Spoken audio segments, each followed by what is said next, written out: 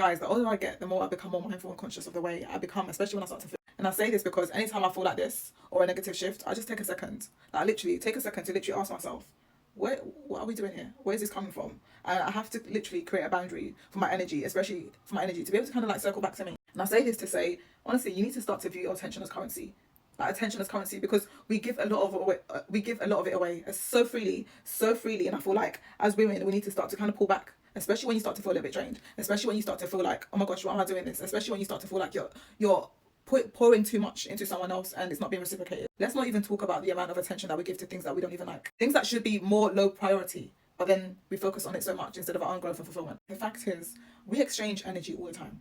All the time. You're giving your power away energetically. And one thing we're not going to do is allow people to control us because they're literally imposing their own kind of energy field onto us. And sometimes we're doing the same, and we have to be mindful and conscious of when we are doing it too. It can be so hard, especially if you really don't